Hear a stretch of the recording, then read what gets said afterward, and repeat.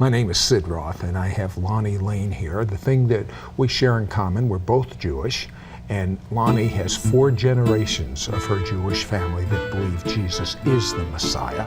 Every member of my immediate Jewish family believes Jesus is the Messiah. I say that's the norm. But I wanted to tell you where this great desire for the supernatural has come from. You see, before I knew the Messiah and knew the reality of the true supernatural of God, I was wandering around like a blind person. Lonnie, I remember as a young child having a conversation with myself. And this was the conversation. Did you ever have a conversation with yourself? All the time. That's the way you get the answers you want. Well, anyway, so I was home alone. My parents used to gamble and play poker, and so they were out. I was by myself, and a question popped into my mind. The question was, what happens when you die? Out of curiosity, did you ever think about this as a young Jewish woman? It used to worry me all the time. Really? Yes. Oh, good. So I yes. wasn't Miss Sugar. Oh, okay. So this question pops in my mind. What happens when you die? I'm a very logical type person. In Judaism, we believe that we've been a good Jew and lived a good life. We go to a place called heaven, but no one knows a whole lot about this sort of thing. But that's kind of what we were told by our rabbis. But you see, I was too young. I didn't know anything, although I came from a good Orthodox Jewish background. I didn't know such things. I was too young. And so my logical brain went with a conversation like this. Well, when you die, you cease to exist. Then my imagination would say, Lonnie, what would life be like if whatever is me doesn't exist anymore? And as a little 6, 7-year-old, it was such an objectionable thought. I did the only intelligent thing. I blocked it from my mind until many years later.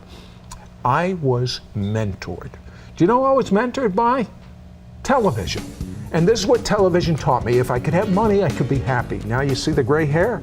I found out money can't buy the most important things in life. Money can't buy love. No, it can't. It can buy companionship, but it can't buy love. Money can't buy health. Money can't buy peace.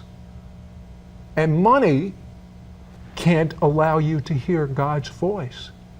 And money will not allow you to know for sure what's going to happen when you die before you die. There's hope and knowing. I like knowing better, but I was taught if I became a millionaire, I would be happy. So my goal, Lonnie, was to be a millionaire before I was age 30.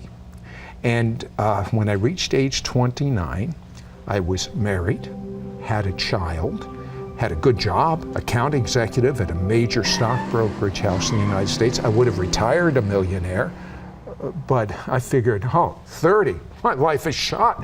I mean, I'm an old man at 30, and I wasn't a millionaire, so I did something that I wasn't happy about, not proud about, but I was very selfish, and all I cared about was me. I left my wife, I left my daughter, I left my job, and I went searching for happiness. Because you didn't make this because I knew I wouldn't have my $1 million to be happy before age 30. So you had to go look for something else to be happy about. Yeah, well, I had an early midlife crisis. And so I got a job in another place, and one of my salesmen came to me one day and said, Sid, a friend of mine has just taken a New Age meditation course, and as a result, he knows things that were never programmed into his mind. And I thought, that sounds kind of interesting to me. I'm going to take the same course he's taking and see if it works for me. Because if I know things, then maybe I can know things about the stock market and make a lot of money. You know, again, I'm still thinking money. Well, you think that there's power in being able to have some power over your life. And so I take this course, and they teach me through mental exercises how to almost hypnotize myself, lower my brain waves. When I'm in this docile, non-combative type of state, they said, invite an imaginary friend into your head. And I did this. Oy vey. And they said, I know oy vey, but listen, what did I know? You know, a famous rabbi said, if a blind man leads another blind man, won't they both fall into a ditch? You know, so anyway, they had an acid test at the end of this course. They gave me someone's name. I had no way of knowing anything about them, just the name. And on the back of the card, it said what was wrong with them. And I saw a little, I thought, this isn't gonna work for me. I saw a little stick figure, and I saw an X over this woman's left breast, and I just blurted out, this woman has cancer of the left breast. And the guy looked at me and said, that's exactly, and I knew this voice I was hearing was giving me intelligence that my mind had never had programmed. And I was really happy over this. But then I got something more than I bargained for. These powers started increasing. I wasn't even trying to do this. For instance, a man walks into my office. He said, Sid, my partner and I have been observing you. And I knew this guy very casually. He said, we have an extra office, secretary, telephone. If you ever want to go into business for yourself, we'll give it to you free. I said, Lonnie, this is the greatest power in the world. I'm so excited over this power. I now can make my $1 million, and I now can be happy and live happily ever after. Don't go away. Be right back after this word. We'll be right back to It's Supernatural. Hello, YouTube. Mishpacha. Mishpacha is a Hebrew word. It means family. This is Sid Roth. Welcome to my world, where it's naturally supernatural. If you've been blessed by this show, please subscribe. Then click the bell so you won't miss a single episode of It's Supernatural. We now return to It's Supernatural. Hello, Sid Roth here with Lonnie Lane, two Jewish people that happen to hear God's voice and know that Jesus is in fact the King of the Jews, the Jewish Messiah. But I didn't always know that. I came from a good Jewish background, and Lonnie has a lot of similarity in what I'm describing, especially your brother. He was involved in the New Age, so I'm involved in this New Age. His power is growing. This businessman offers me a free office, free rent, free secretary. I mean, this is wonderful. But this businessman had an agenda all of his own, and I didn't even realize it. I thought it was my power that was drawing these good things to myself. But it wasn't. This man was one of these born-again Christians. And he heard God's voice, and God told him to offer me that office. Well, one day he gets really upset with me, and he walks up to me, and he says, Sid, do you know you're involved in spiritual adultery? And I said, no. Oh, Lonnie, how would you like someone to tell you that? No, I don't know that I'm involved in spiritual adultery. And he says, yeah. Take a look at the Torah in Deuteronomy 18th chapter. Read it for yourself. Well, now let me ask you a question. What did Torah mean to you at this point? It didn't mean diddly to me. Okay, that to be quite candid with you. However, it did say it. It did say it was an abomination to go to psychics and fortune tellers and try to communicate with the dead and all the things that all my Jewish friends were doing and having fun with and reading books on and watching on television. And it says in the days of Moses, I would have been stoned to death. So here I am. You had to deal with that. Yeah, here I am in trouble with my marriage, in trouble with my job. I left this wonderful job, and now I'm in trouble with God, assuming that God is really interested in me as an individual, assuming that the Torah is really from God. And I don't know any of this, but just in case, Lonnie, just in case, I go into neutral gear and I say, okay, I'm going to just read the Bible a little bit, find out more about my own Jewish scriptures. Who was God to you at this point? God was a fire. A fire? Yeah, my father told me the story of Moses and the burning bush, so God was a fire. It's kind of hard to get close to a fire. Yeah. And so I start reading the Bible and not using this voice that I was tapped into, and I got the shock of my life. This voice had a mind of its own. It started cursing me. And I knew It was one of these things I knew. I knew that it was evil. I knew that the Torah was telling me the truth, that it was an abomination to be involved in the New Age. And let me tell you, last thing I was looking for is Jesus. Last. All I wanted to do was close this door that I'd opened in the New Age. That's all I wanted to do. I didn't know what to do. If I went to my parents who would have given their life for me, they couldn't help me. They would have sent me to a psychiatrist. What could a psychiatrist do? I'm hearing voices, doctor. Hey, I didn't have anywhere to go. And so I called my wife. My wife, by the way, was raised Southern Baptist, became an agnostic in college with all the atheistic professors, and then converted to Orthodox Judaism when we got married. So you might say she was a Southern Baptist, agnostic Orthodox Jew. But I figured every Southern Baptist agnostic Orthodox Jew knew Jesus, right? Well, I called her up because we're separated, and I said, Joyce, pray for me. Things are bad. I wasn't even going to tell my parents what was going on. I wasn't going to tell my wife what was going on. For sure, I wasn't going to tell my rabbi what was going on. I had nowhere to go. And I went to bed on the worst night of my life. And remember the young boy I told you about that had these thoughts about death, and it was so awful to think about whatever is me not being here anymore. It was but life was too hard. I was one of these positive thinkers, Lonnie. I was one of these people that I could not relate to someone with a mental breakdown. I could not, they're weak people. I could do anything I could set my mind to. You had confidence in yourself. Yeah, but every one of us is human. And every one of us has a breaking point. And death looked better than life. It was too hard. I just literally threw in the towel. And when I threw in the towel, I prayed a two-word prayer. 2 words. Jesus, help.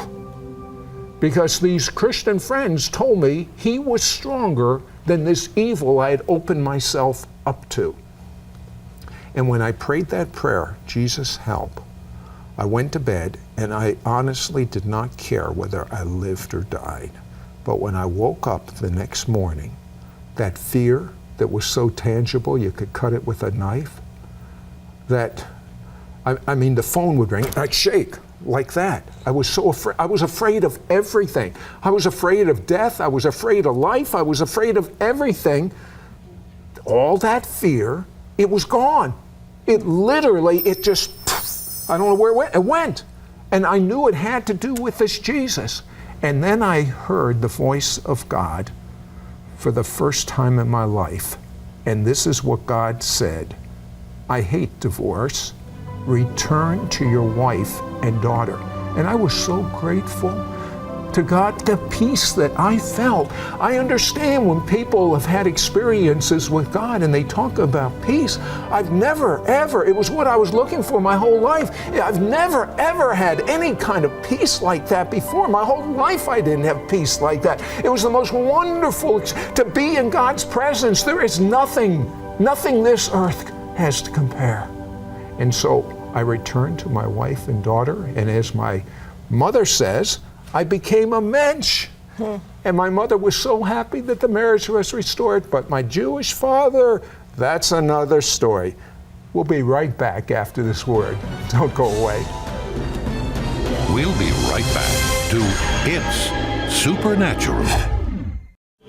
We now return to It's Supernatural. Sid Roth here with Lonnie and Lane, 2 Jewish people that are madly in love with Jesus, Yeshua, the Jewish Messiah. When I was talking about the peace that I experienced, you made an interesting observation, Lonnie.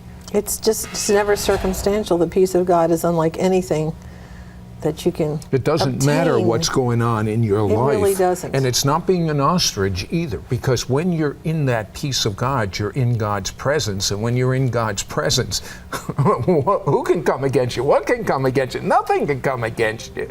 And by the way, remember that young man that was so afraid of death? Let me tell you something. This life is a blink of the eye compared to eternity that has no end. But I'm experiencing a little bit of that eternity in this life So I have no fear of death. And when you have no fear of death, you have no fear of anything. Oh, I don't want to hurt. I would hurt just like anyone else, whether it's emotionally or whether it's physically. But I have such trust and faith in God. I'm never alone. For people who don't understand that, what does that mean? You're going to die one day, you're physically going to die, but you know that there's a whole destiny for you eternally. Yeah. To be with the Lord. And yeah, the Jewish prophet Daniel talks about it. Daniel says, those that are buried in the dust, some shall rise to everlasting life. That's eternity. Everlasting means it never ends. That's eternity. Some shall rise to everlasting life, and some to everlasting condemnation, meaning that whatever choice we make in this life, it affects us throughout all of eternity. Well, as I said, my mom, she was proud of her son, but my dad, that was another story. I want to go to a clip right now of my life story video where I talk about my dad. My mother loved me and would give me the chicken soup no matter what I could do no wrong. She wouldn't believe in Jesus, but she loved me. And after many years, one day she looked at me and she said, Sid, I've observed your life, how your marriage, your mind, everything about you was a mess, but I still loved you. But I've seen the peace that you walk in, and I want that peace. And my father, who I had a very difficult relationship with before I knew the Messiah, and even after, it was sort of like I betrayed everything he stood for. And he was ashamed that I was a believer in the Messiah, that I was public in my, he tried to bribe me. He said, I'll give you new suits, I'll pay for you to go to law school, I'll do anything you want, just renounce this Jesus. Knowing firsthand the power of Yeshua, Sid could not give in to his father's bribe. The feud was inflamed even more when an article in the Washington Daily News exposed his beliefs to the nation. His father was outraged. In defense of his convictions, Sid appeared on healing evangelist Catherine Coleman's television program. After the death of his mother, father and son were forced to speak. And he said, would I go to the synagogue with him and say prayers honoring my mother? It's called a Kaddish for a year. And I knew my mother was in heaven. I didn't have to go pray those prayers. So I was about ready to say no. And I felt like God said to me, do not do this for your mother. Do this for your father. And so I went for a year with my father every morning. We'd have breakfast after, and to the Orthodox synagogue. And I remember the rabbi's son said to my father, I didn't hear this, my father told me, and he was telling someone else, I didn't even hear this. He said, you know, I don't like what your son believes, but there are few sons that would do what your son did for you. My father was proud of me. Near the end of his life, Sid's father became very sick. One day, for no apparent reason, Sid felt a tangible presence of God surround him. 24 hours a day for many days, Sid experienced this special presence of God as it overflowed from his spirit. Then, the phone rang. One day I got a call from my sister, who I might add is also a Messianic Jew, and she said, it looks bad. Dad's in intensive care in the hospital. Let's go there. And I went there, and the doctor told me he could die at any moment. And I said, Dad, Mom is in heaven. Wouldn't you like to go to heaven too? And he couldn't speak at this point. His body was eaten away with cancer, and he could just almost whisper. And I said, would you like to make Jesus your Messiah and Lord? And he said, yes. I am so blessed. But you might say, that's good, Sid. But what about me? I wrote a song many years ago. I used to be a songwriter, and the song was called There must be something more. And I remember the words. The words went like this: because I work, eat, sleep, and that's the way it goes. Because I work, eat, sleep, and that's the way it goes. There must be something more. And if you're an artist like Lonnie Lane is, or a songwriter like I was, we reflect what's in our heart when we create. And that's what my heart was reaching out for. I didn't know what this something more was. No one told me about Jesus. But I'm so grateful to God. And that's why I want you to think for yourself. I want you to know the facts. In Isaiah, the 53rd chapter, written 800 years before Jesus came to earth, I read that to my Orthodox Jewish father. And my father said, "Stop. You're reading about Jesus." My Orthodox Jewish father knew that the 53rd chapter of Isaiah described Jesus perfectly. It goes like this: who will believe the report of the prophets? And to whom is the arm of the Lord revealed? He shall grow up as a tender plant and a root out of dry ground. He'll have no form nor comeliness, and when we Jewish people see him, there'll be no beauty that we should even desire him. He'll be despised and rejected by man. A man of sorrows and acquainted with grief, and we will hide our face. But he was wounded for our transgressions, bruised for our iniquities, and by his stripes we were healed. All we like sheep have gone astray, everyone to his own way, and the Lord has laid on him the iniquities, the sins, the wrongdoings of us all. And when I read that, and when I read Jeremiah 31:31, which says, "Behold, the days come in which I'll make a new covenant with the house of Israel and the house of Judah, not according to the covenant I made with their forefathers, which they violated anyway, but this is the covenant I will make with the house of Israel and the house of Judah. I, God, will remember their sins no more, and they will know me." I can tell you that as a Jewish man, I know God.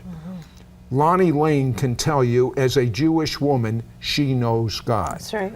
I can tell you that 4 generations of Lonnie's Jewish family know God. I can tell you every member, my Jewish mother, my Jewish father, my Jewish sister, my Jewish brother-in-law, my Jewish wife, my Jewish daughter, every member of my immediate Jewish family knows that Jesus is the Messiah and knows God. The question I have for you is, do you know God? I have some good news. You don't have to be Jewish to believe in Jesus. It kind of helps, but you don't have to be Jewish to believe in Jesus. Think for yourself. Ask God to show you the truth. Ask the question. Ask God the question. Don't ask me the question. Don't ask your rabbi your question. Don't ask your Christian friend the question. Ask God the question. That's fair. That is fair. That's being a mensch. God is Jesus, the Messiah. Show me in a way I'll understand, and I will follow you. If you'll, with an honest heart, ask God an honest question, He will give you an honest answer. Lonnie, $1 million. Give up Jesus. Not for anything. $1 million or any $2 million, $10 million. Any circumstances only right here in this world. I've got Jesus forever. Me too. What about you? Do you have that type of a peace? Do you have that type of a love? Whoa, there's nothing to compare. Absolutely nothing. Nothing. Amen.